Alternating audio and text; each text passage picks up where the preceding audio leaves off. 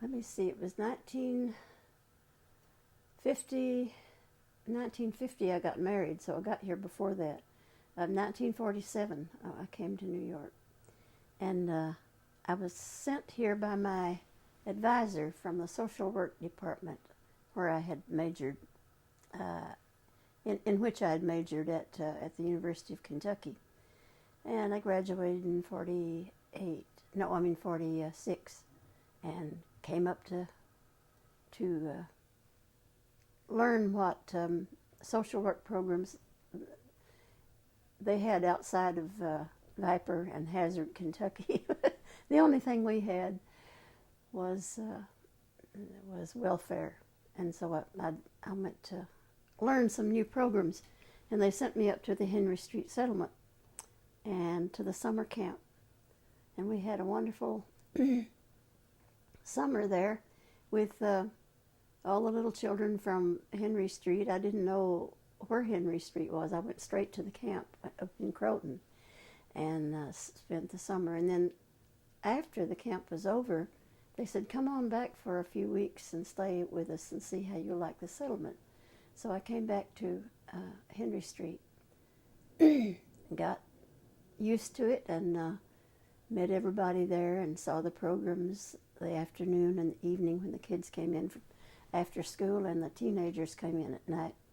And pretty soon I was teaching the Kentucky games and songs to little girls after school, and in the evening I had a teenage club named after one of the pop singers of the day. I'll think of it after a while.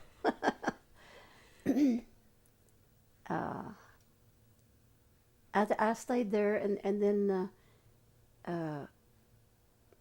Mrs. Tiffertiller, Mr. and Mrs. Tiffertiller were running the programs, and Tiffy, the man, was from Tennessee, so we got along just fine. And he said, we want you to stay for the year. So I stayed for the year. And then they said, we want you to stay for another year. So I sort of stayed around there until I finally met George, and he came down to visit a photography club in the evening.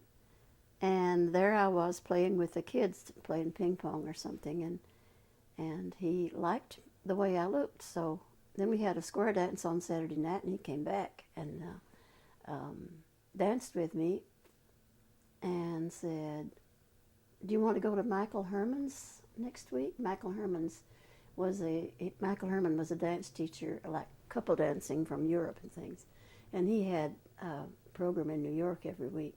And I said, oh, I'd love to do that. So the poor guy, George, kept taking me to square dances and Michael Herman's, and I learned later that he was suffering terribly because he had broken his back and crushed his ankle and everything in an accident when he was 18, and dancing was very painful for him. But I said, I guess that proves how much he loves me. So anyway, that was the early start. And then 47, 48, 49, and 50 we got married. And in 1952 we went to, we applied for a Fulbright scholarship to England, Scotland, and Ireland to look up the source of my family songs, to retrace the source of my family songs. And George went with me with a lot of photographic assignments and things. He was going to make his own way, so we were over there and stayed for 18 months. We liked it so much that we stayed extra time. We're supposed to be there for 9 months, the school year, And then when we came back, I had, being a folk singer from Kentucky in England was much more exciting and interesting to people than it was in New York. I mean, it was interesting to people in New York, but over there it was like Cecil Sharp was visiting a family or something when I went to sing on the radio. So I got on the BBC a lot, and I got on even an early television show. I think that was the time. It was David David Attenborough sent me this book recently, and he says, "For Jean, with best wishes and happy memories of the program we made together in the springtime of television." Isn't that great? That's really great. The reason it came up was that I wrote to him wondering if he would say something on my documentary, since we both kind of started together over there. And he was out of the country and no one could find him then, and so he couldn't do it. But when he got back and had my letter, he wrote, and then he sent me his book and wrote that in it. But he said that was one of the first programs I ever was allowed to do by myself. But that was in 52 or 53. I can't remember exactly just when it was. But he was a very nice man. We have pictures of it, and I sent him a picture of that session where we were rehearsing and getting ready and all. And I was getting my dress fixed, and he was standing over in the corner and talking to someone. And all the old cameras sitting around, the early cameras, and the place was kind of half full of fog. There was a smog was coming in from the outside. It was a very foggy day. And so he had copies made and gave all those men copies of the pictures because that was their starting day too. So that was kind of a nice thing to happen after all these years. When I came back from England, then I was headquartered in England. I found out that I was kind of famous over here because people in England had told other people over here about me, and Susan Reed was very popular right then. And I ran into her one day. She said, "Oh, you're very famous in England." "Oh, am I?" But that was sort of the way that was how I got started, I guess, was that Fulbright thing. And I was sort of pushed onto a lot of stages there because people wanted to hear the real thing, as I said. And yes, I found variants of them in all three countries. So you don't know exactly where they put up. The conclusion I came to for the most part was that say take Barbara Ellen, maybe the English, the lyric would be English, the tune would be Irish, and then another song would be completely Scottish. So I think that what happened in the Kentucky Mountains was that the songs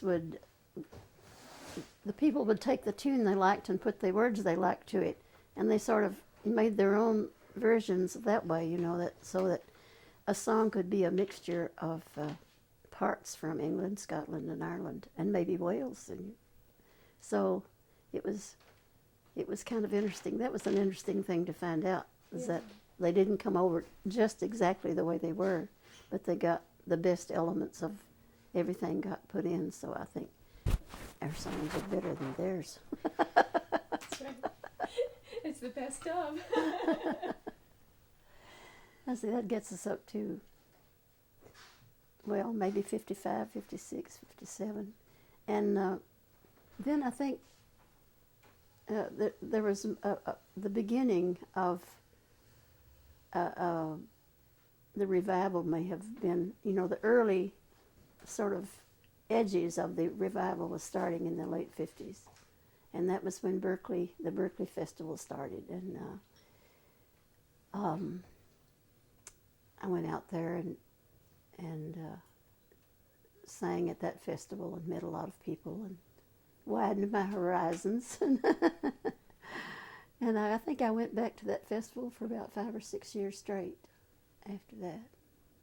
Well, what was going on right on our street, we lived in Bleecker and 7th Avenue South, little corner that comes down to a triangle edge there, and we lived right in that tip. Our building actually was that shaped.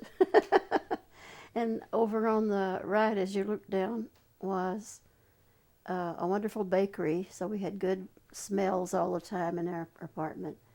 And then just around the corner was the Cherry Lane Theater, where the Clancy brothers were, at least Tom and Patty were there. The other Bobby and Liam hadn't come yet over from the old country, and they were doing a midnight. They were doing Irish plays there at the regular times, and they close at 11 or something, and everybody goes home. So we got the idea. We being George, me, Louis, a man named Louis Gordon, and another man named Louis Gordon. One was Lewis and one was Louis. And the four of us got together and went to the Clancy's and asked him if we could run concerts there at midnight, because we were all gung-ho about folk music, because I had just come back from England and we had a lot in common. We had a lot of, and Louis Louis Gordon was married to Hallie Wood, so that was another folk singer to draw in, and so we did that. We got that started, and it was called Cherry Lane Concerts or something like that. Swapping Song Fair. That's right. That was the name of it, the Swapping Song Fair, and it was very successful. People liked to have some place to go at midnight, so the people around there anyway. So they would come and they would talk about. They would listen to all the singers that we got to stop by, and we tried to have real folk singers. Not the latest pop folk singers that were beginning then. But all kinds of friends came in. Oh, that's Reverend Gary Davis, right? We had him, and we had we had every folk singer that went through New York to stop and sing for us. And I think we'd been there about 6 months or so, or a few months anyway, when it came not St. Stephen's Day, St. Patrick's Day was coming up, and we wanted to get some Irish singers. Well, Tom and Patty were producing plays, and they weren't singing. But I had heard that Patty had told me that he knew a lullaby from his mother. And Tommy had one song that he sang in pubs about Mrs. McGuire, let Mr. McGuire sit down. That was a funny song he sang in pubs, and that was the only one he knew. So we said, why don't you get together a few songs from your family or from people that you know in Ireland, and do something for us on St. Patrick's Day. And they said, oh, we couldn't do that. Nah. But they thought about it more. They thought it might be a good idea. And they did it. They didn't sing a whole program. We had to sing around them and help them get through it, because they didn't know enough songs. And that nobody believes that now. But now to hear the Clancys tell it in their documentary, they say they started the whole thing. They started the concerts at midnight, and they started singing there and everything, and which is, everybody's memory is so different. But we remember that we really urged them to sing, and finally they got their few songs together and they sang what they knew, and the audience just went wild over it. They loved it, because here was real Irish people singing Irish songs, and they being stage people, being knowing how to conduct themselves in a situation like that, really played to the audience, and their whole career got started right there. So we claim a lot of credit. Yes, there were some elections along then that people borrowed songs to sing at their marches and things like that. I remember being kind of put out by it, because why are they using a song that I sing, one of my songs, to make a parody on? But that's always been done. It's been done back in the 18th and 1700s. It's been done, and it took me a while to realize that. But in the beginning, I was mad about it. But then I realized that it was a normal thing to happen, and we had songs about Wallace. When everybody was wanting Wallace to win, all the Democrats were. And, May Day, yes, that's another thing that that I thought they were taking over, because May Day to me meant baskets of flowers and things like that. Calling on your sweetheart and singing May Day songs. And these guys were all out marching on up and down the street and with foghorns, not foghorns, horns that you yell through. And they were talking about politics, about strikes and things like that. And that was what May Day meant in New York. And I thought, well, this is not for me. But I remember being at one march, and because I was with Henry Street, and Henry Street was just organizing at that time. And I remember Pete giving me a horn and saying, go out, say something, go out and talk to the people. I said, I can't. And he said, why can't you? I said, I don't, my voice is not, even through this horn, my voice is not loud enough to reach anybody. And I'm more, he said, all right, you're more for quiet things. He saw through it right, he saw it right away, you know, he understood what I was saying. I couldn't deal with crowds and noise. My music is not like that. And so I got out of that pretty easy. But it's true. I really can't, I'm not a yeller. Yes, I went to where they had things on stages.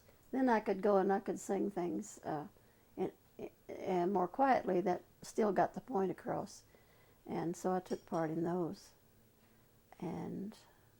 But I never really got blacklisted or anything. I wasn't important enough. And I wasn't really out doing that much anyway. So I always had in the back of my mind, I could see my mom at home going about her canning and her picking beans and her sitting on the porch and so on. And I was saying, if ever I do anything that makes people tell her that her daughter is out protesting and everything like that, I better not. I don't want to cause her any grief. And so that was another reason I stayed pretty quiet. But I did what I could. Yeah. Oh, well, yes, the coffee house just got started along in that time, too. The coffee house and the meeting at the Arch on Sunday and singing. That was a big thing. We lived right near there, and we'd go over there Sunday with our baby carriage after Peter was born, and stand around and hear the songs and so on. And we had got pictures of Mary Travers as a young girl singing, and Jack Elliott sitting and singing, and a lot of people that you heard from later were there in that scene. Just nobody knew them; they were just getting started. And again, I didn't sing much there because it was an outdoor place with no microphones, and I couldn't be heard. So I just stayed with the baby and listened mostly to that. But it was fun, and we had, once in a while there'd be a program at, like the small rooms in Carnegie Hall, you know, the little recital rooms. That's where Bob Dylan's first concert was. And as George just told you, we were about the only ones there, except for a couple of girlfriends of his. And Izzy Young, who was running the concert. And my first important solo concert was at Greenwich Mews. Do you know where that is? Mm-hmm. It's a church. I can't remember what the denomination of the church is, but it's down in the basement of that church. It's called Greenwich Mews. But I had my first New York solo concert there, where I was the only person, and I sang the whole program. And there's a picture of me with a big bunch of flowers outside that church. Afterwards, I was coming out. It was winter. I had a heavy coat on and a bunch of flowers, which were given to me by Alan. Alan Lomax had come to the program, and he figured that I needed boosting up, so he remembered to give me some flowers at the end.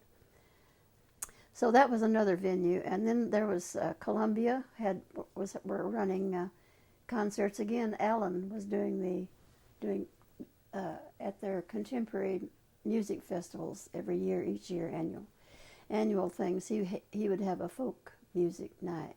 He or someone else, I think Sidney Robertson Cowell had it the next year after first year I'd done it, and so they were bringing people. Alan brought people from a hammer dulcimer player. Nobody had ever heard that either.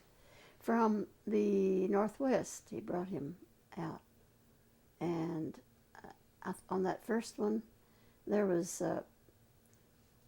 Vera Hall and Hobart Smith and Texas Gladden were all there, and a lot of big names to me.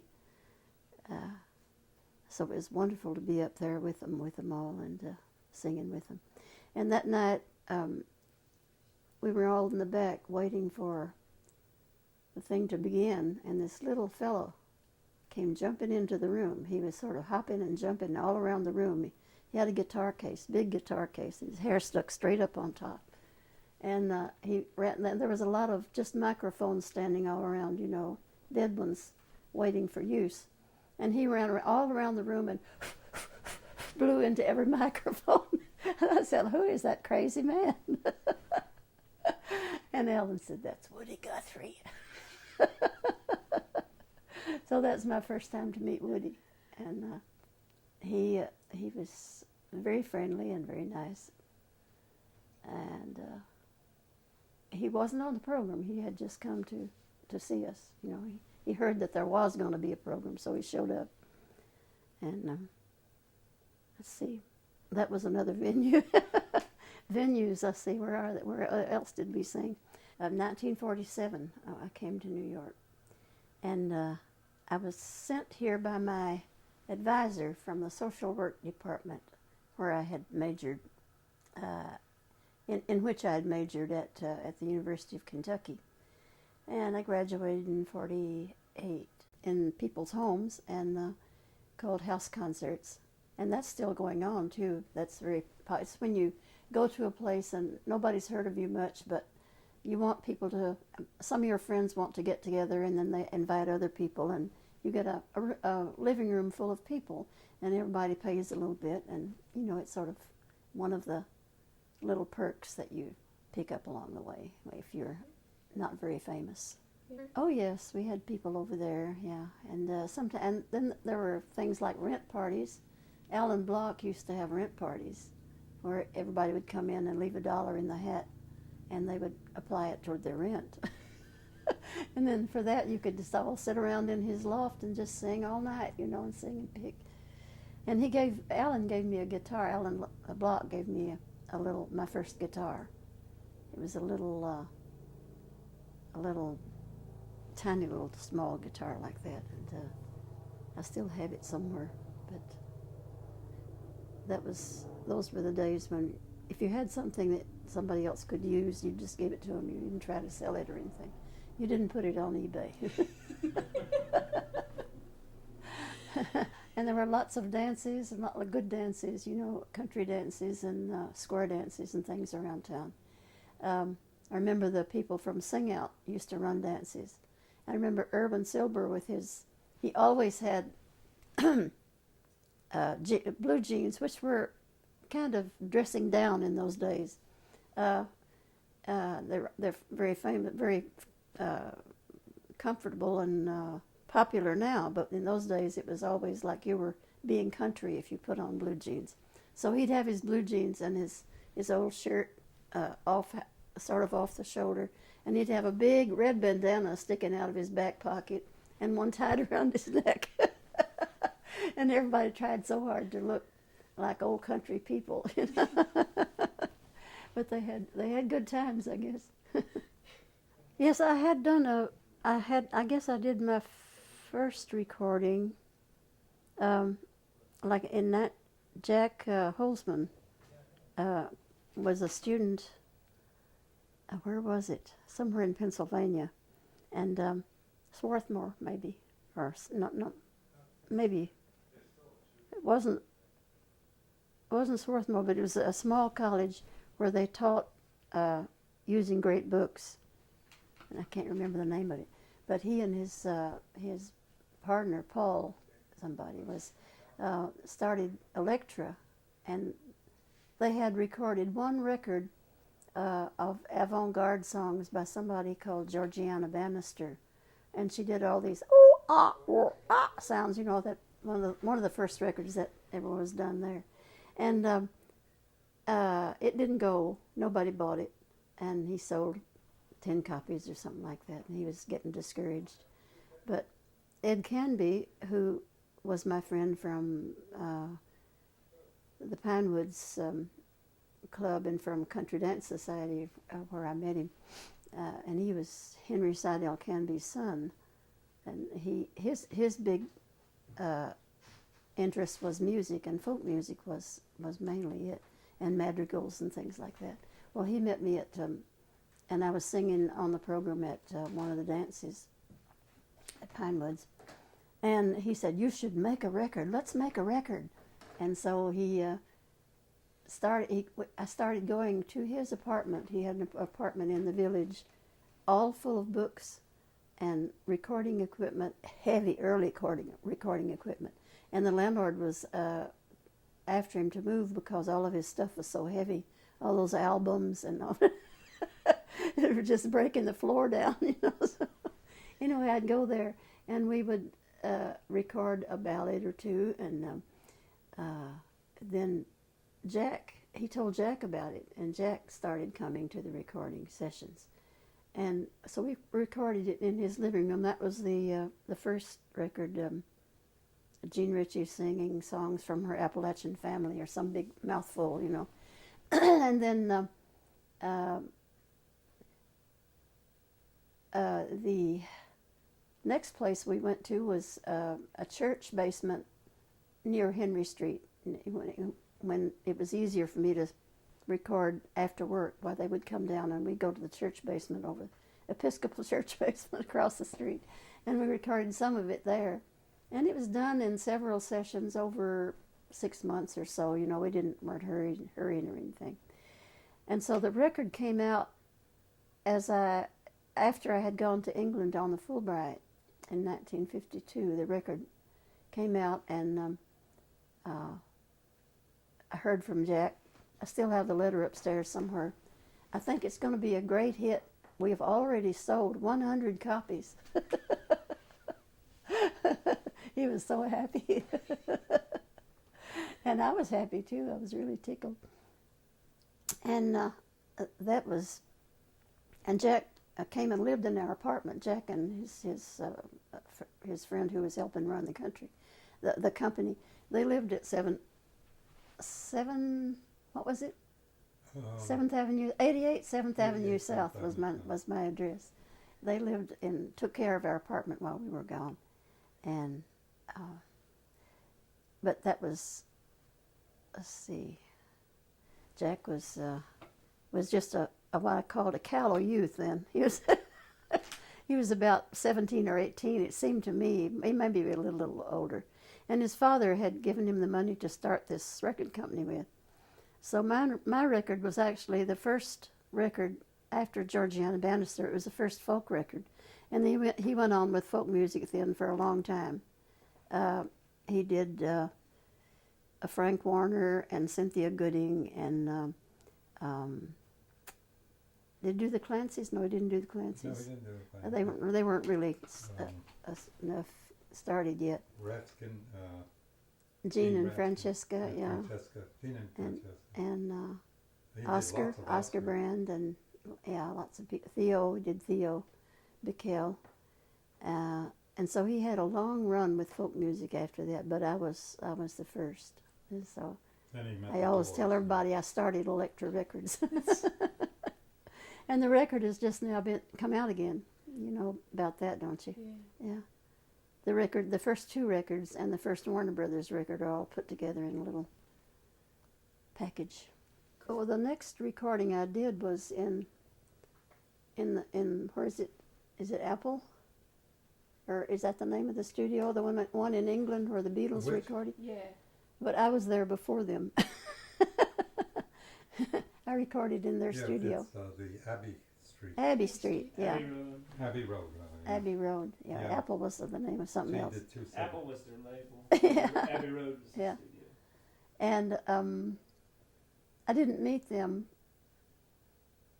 but I think we saw them, didn't we? We No, but the fellow who recorded him, George Martin, he worked on Gene's record. Yeah, Oh, is that right? that's before Langstaff, and before maybe Langstaff was there before me. I don't know, but we had a lot of fun making that records over there. That was There were 78s.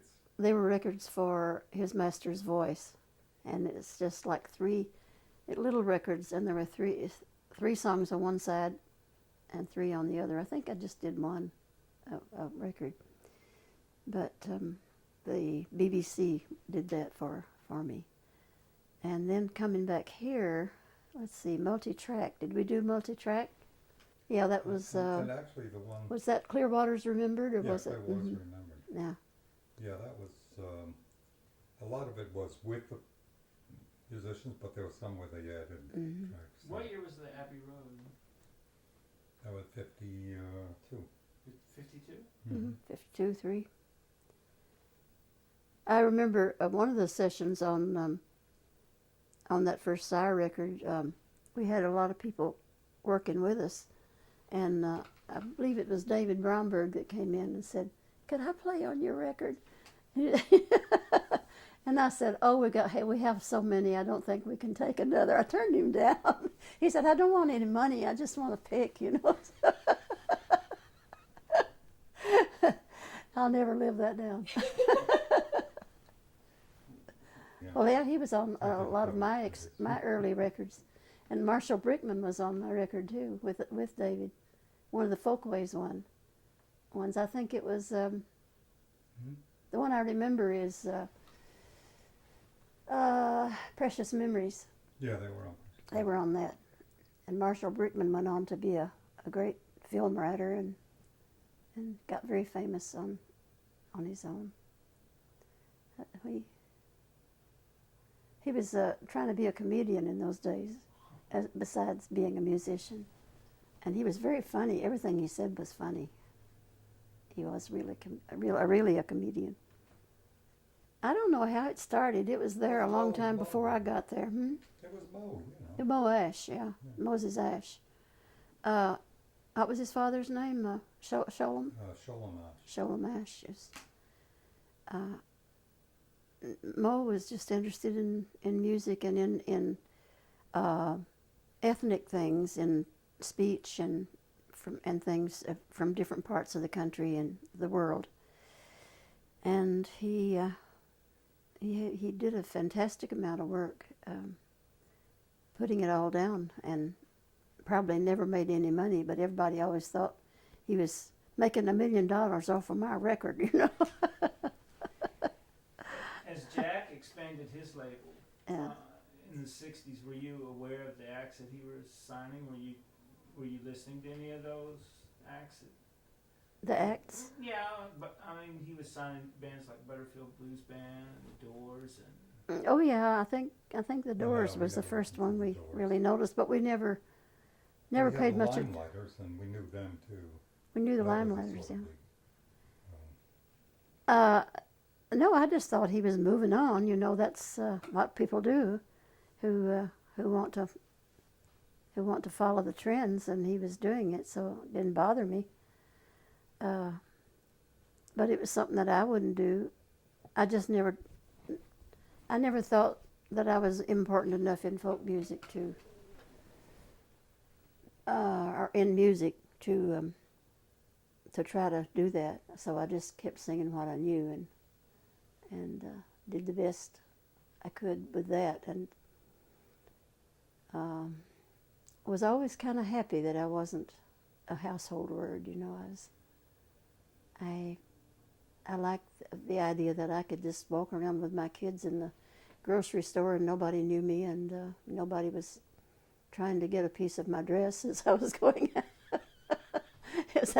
by. It really made some people's life miserable, I think, but they probably loved it. Yeah, I was had a phone call one day from Theodore Bickel, and he was with Pete Seeger, and the two of them were sitting there at George Wean's office, I guess, and they were trying to get together the foundation, trying to make the foundation work, get it started. And they asked me if I would be on the board or a trustee, and I said, well, if I can help, I'll do anything. I will. So I went, and then they asked Clarence Cooper, and I can't remember the other three, but I can look it up for you. I've got it somewhere. 7 of us at first were on the board, but that was when they started the foundation. Now, they had the folk festival a few years before that. I think the foundation was started in 1963, and the first festival was 1959. It was a commercial festival run by George Wean and his group, and they had been running the jazz festival, I guess, for a year or two, and they thought, why not do something with folk since it was getting popular. This was 59, and that was the year that Joan Baez came with Bob Gibson, and he got her on stage to sing, and that was the beginning of her career. But that was the first one. That was the first time I had ever heard the Kingston Trio, and they were there. And Frank Warner, me, Oscar, the crowd from Greenwich Village were all there. And we had a wonderful time, and I hope this is going to go on, because it was so big and so wonderful. So 60. There were other festivals in 60, 61, and 62, I believe. But in 63, they started the foundation, and more people had a hand in planning it. At first, it was just George Wean and his office that were doing it. And they did a good job. They did ask nice people and everything. But when we all got together, it was a little harder because there were so many opinions, I guess. At least George Wean seemed to think that. But anyway, we went on and ran the next festivals then from 63, 64, 65, 66, 67, and 68. And then 69, I think, is the year that we got as far as getting the program planned and printed, the program booklet. I still have the program booklet, but it didn't happen. The festival didn't happen because the town had passed some kind of legal ban on it, and we couldn't have it that year. So all that planning and everything was down the drain. Mm-hmm. But for those few years in the 60s, the Newport Festival was the place to be in the summer, in the late summer. It was in August, I think. So, talk to me a little bit about the year you did the a cappella version of Amazing Grace. Well, that was the year that Arlo Guthrie's Alice's Restaurant had come out, and it was a big deal. And Arlo was a young, skinny boy then, with long black hair and really cute. And he came out at the very end, and he was sort of last on the program, I think. And he came out and he started to sing Alice's Restaurant. Well, the crowd just went crazy, they had been waiting for it so long, all the night through they'd been waiting for Arlo to do that. And he came out and he sang, and he was a great success. And then we had to end the festival. We had to end the night. And I think it was the whole festival. I'm not sure. I think it was the night. And Pete was backstage, and we were all backstage. And backstage was where all the deals were made, So, but I was one of the only ones that used to go out and listen to the music. All the rest of them were back there wheeling and dealing. But Pete was back there, and I was back there. And he was saying, "All right, Gene." I said, "All right, what?" He said, go on out there and end the festival. I don't know why he picked me. I don't know why, because this was, they were tearing the place down, you know, so I guess he thought maybe I could somehow do some magic or something. I was not the one to pick. I didn't think. I thought Pete should go out there. Or Arlo should do an encore, a quiet encore. That would be what to do. But Pete just sort of shoved me out there. He said, push, go on, you know. What'll I do? What'll I do? I walked up to the microphone. I didn't know what in the world to do. So it came into my mind that would be what to do. So I started singing in the old style, you know, the Amazing Grace. And I sang the first verse without any lining out, and then I began to line it out and give the words to the audience. And they got so quiet, you know, but halfway through the first verse, they were all listening and kind of singing along, you know. So, and then it sort of dawned on them that this was the end of the evening, and they had to behave themselves. That song really worked a magic there. I'm so glad I thought of it. But then I lined out the other verses, and that's the audience did it. And then after that, they all got up quietly, put their chairs away, and you know, and went home very, very sweetly. And I got a lot of compliments from the others because they didn't know what they said I wouldn't have known what to do. So, but after that, I noticed that a lot of people started singing the song that way and using it in that way. So, Judy Collins, Arlo, sings it that way now, and he's in my documentary. Arlo speaks and says that that's the first time he ever heard it sung that way, and that he was glad that he heard it because now he uses it that way too. So I did something, I guess, in my life. I taught a lot of people Amazing Grace. It's a wonderful song because it doesn't hurt it. It doesn't bother anyone's religion. It doesn't talk about Jesus. Doesn't talk about God. It just talks about grace, and which is a good thing to have in any religion. It's a wonderful song for that reason only. I'm trying to think. I'd have to look in my program books. He might have been there the year before. I'm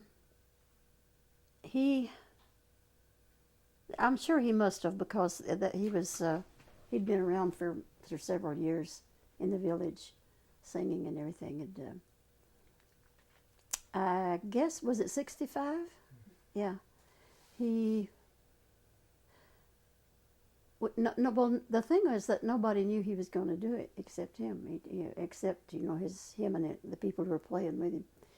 They hadn't mentioned it to anyone, and we were all sitting there, and he sang 2 or 3 songs, I believe, of the ones that people expected him to sing. Times They're a Changin' or something like that.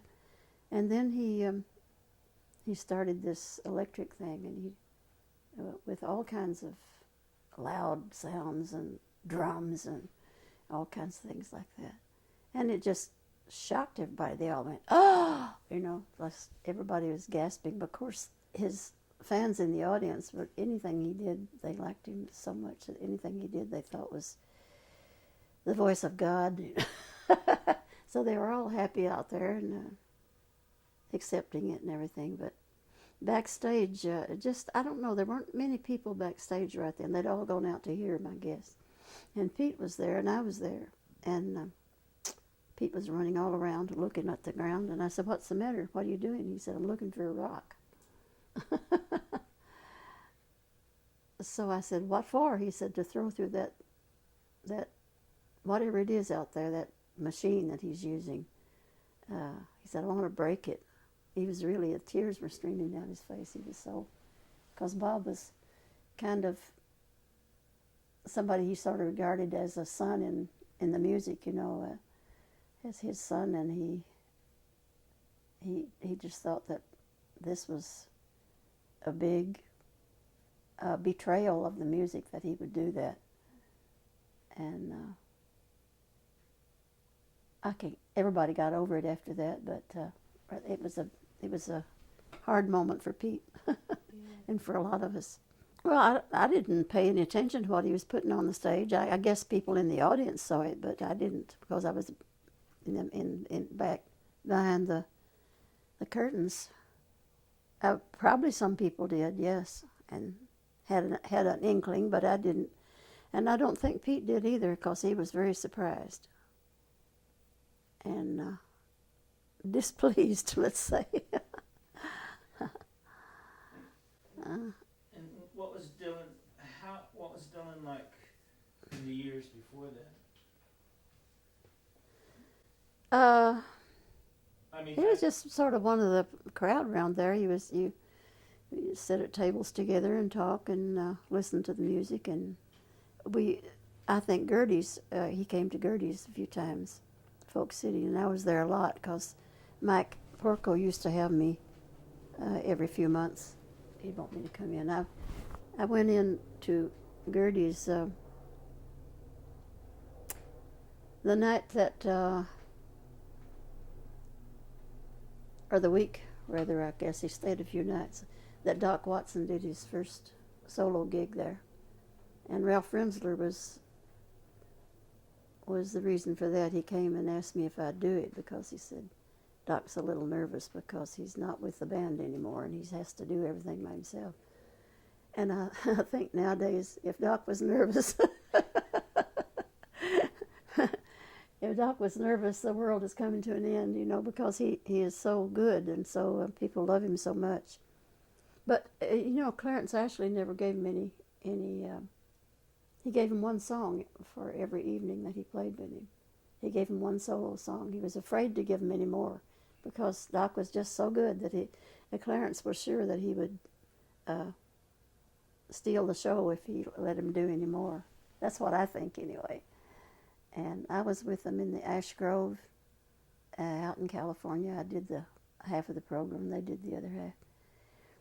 And then we sang some together at the end. But always Doc just had one song. And so I was really happy to be playing there in Gertie's with him when he did that. And I played with a lot of people, some blues musicians and some were completely different kind of music than the kind that I played. But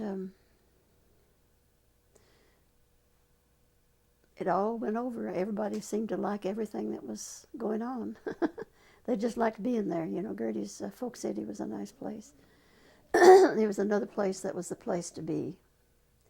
And I remember Bob Dylan walking through there after he'd signed with Al Grossman. And I was doing a little, for Sire, I was doing a little radio show at, where is it, at one of the churches. The Riverside Church, that had that program that's out there, which one is it? WFD, huh? WBAI? No, not WBAI, it's had an M in it, well, they still have it. It's still going on, but it's out of Riverside Church. And so I was doing my little weekly show there, and so I ran into Bob in Folk City one night, and I asked him, "Oh, will you do something on my show? Because I've got this little show, and I'd like to have you sing on it." And he said, "Well, I'd like to, but Al don't want me to do things like that." He says, "He don't want me to sing for other people." I said, "All right, it's all right with me." But I was surprised because I thought that he would like to, And I think that's when Al was had big plans for him, and he knew how famous he was going to be and how good he was and all. So,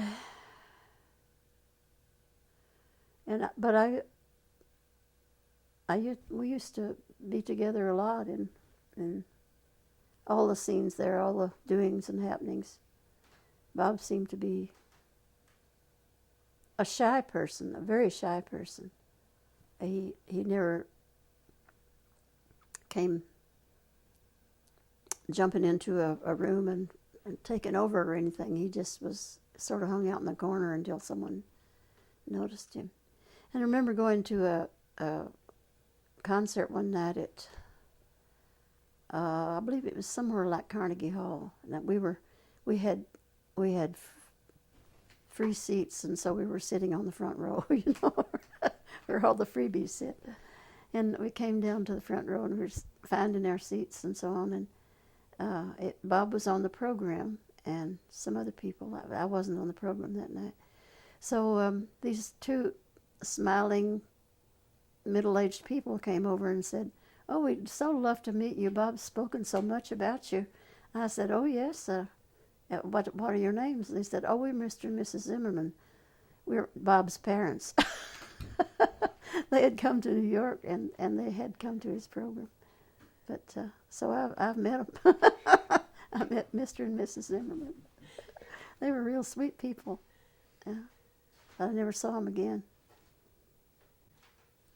Didn't Dylan ask you to sing during one of your intermissions? My what? Did he ask to play during intermission at one of your shows? No, that was Don McLean. George got it mixed up. It was at Sarah. What was the coffee house? Lena's place. In Saratoga. Cafe Lena. That was at Cafe Lena. Don McLean was there one night, and he wanted to play. We let him, didn't we? Didn't he play? Didn't he? I let him play, didn't I? Yeah, what happened was he did the he was just beginning, and he did the intermission thing. Yeah, but they didn't usually have an intermission thing. No. Lena just asked if he could play a few songs because he wanted to have an audience. He wanted to see how they liked the music and so on. I said yes. So he sang 2 or 3 songs there. They liked him all right, but I guess they were local people, so they didn't think too much of him. Right. Yeah. That's just the kid down the block, you know. Exactly. So one last question about Newport. Did you have any feelings about the festival going in a more commercial direction? You know, Well, it was something we couldn't really do much about because that was the way times were going. They were right then, and we kept telling each other, "Well, you have the big names, and then you force them to listen to all the other people too, you know, which made sense in a way. We used the big names as a draw, and the big names knew they were being used as a draw, but they wanted to be there anyway. Everybody got $50 a day. Nobody got any more. So if you were a big name, you'd had to come because you wanted to be there. And nobody turned us down. Everybody came, and the people whom nobody had ever heard then were able to have a big audience, and we thought that was important enough to go along with it. And there was an interesting thing too that people like Johnny Cash and Bill Monroe came just because they were looking for a different audience. oh, interesting. Yeah.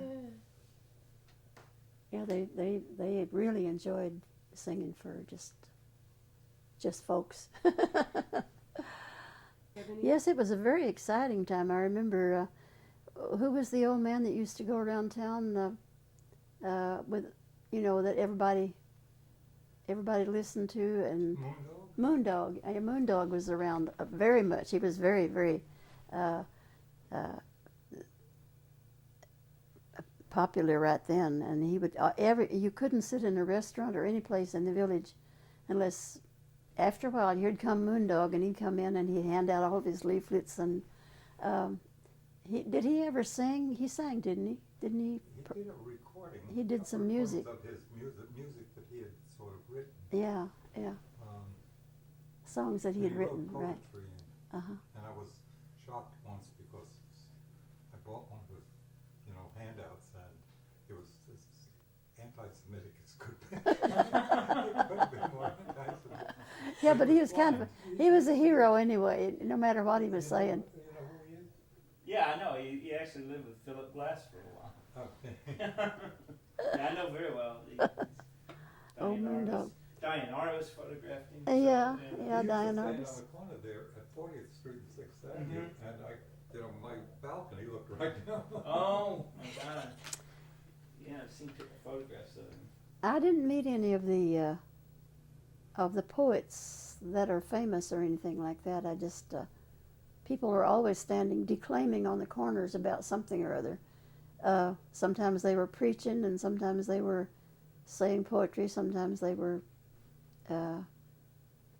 doing other things, but making some other sort of political speech or something.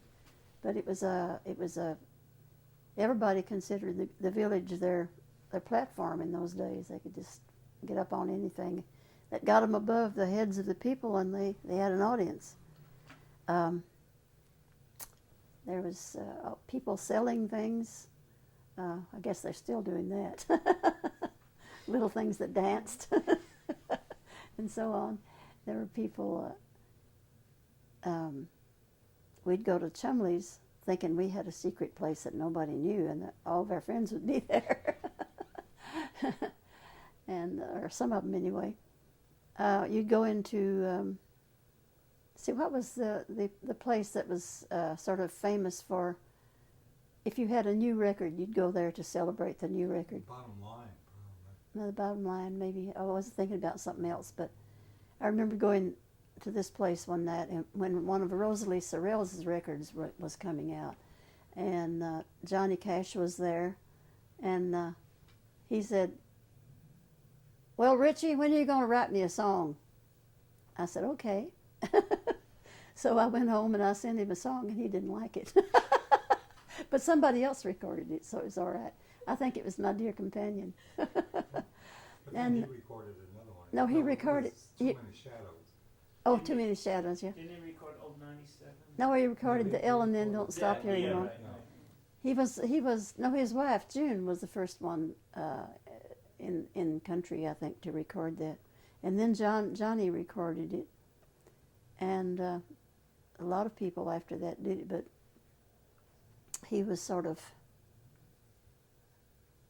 was one of the ones that encouraged me to write, because he thought that my Blackwaters was good, but it wasn't for him, you know. So he was looking around for something else. And I was in Gertie's one night, and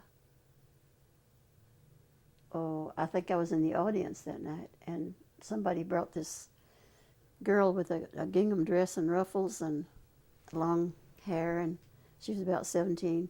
I said, "Jean, this young lady wants to be a folk singer, but I want her to meet you." I can't remember who was with her, but it was Emmylou Harris. And so you're always running into people that later on you thought, "Oh, that's who that was." There was another one who used to come and sit there at Gertie's Folk City every night, no matter who, like if Gene was there or if anybody else was, he was always sitting there. It was Jose Feliciano. Oh, Yeah, he was a regular there. He was always there. But everything, you could go through the village and just find a lot of different, you could go to the arts being expressed. You could go to the fair that they had with all the pictures on the street, you know, and there'd be a cartoonist drawing people's pictures. I've got one downstairs that he made of me in those years. And people would be painting right there and showing you how they do their work, and then somebody'd be singing over in the other corner, and it was a very exciting place to be, and a little confusing sometimes. But people said, how did you relate to New York? And I thought, well, if I had got into the village when I first went up there, I probably would have run home screaming, you know, because I wouldn't have been able to stand it. But since I got started with older people in the settlement, and I lived in the settlement, and I just sort of went out once in a while and saw a little bit of New York here and there and other. That I was able to take it once I get there. Not only take it, but really enjoy it.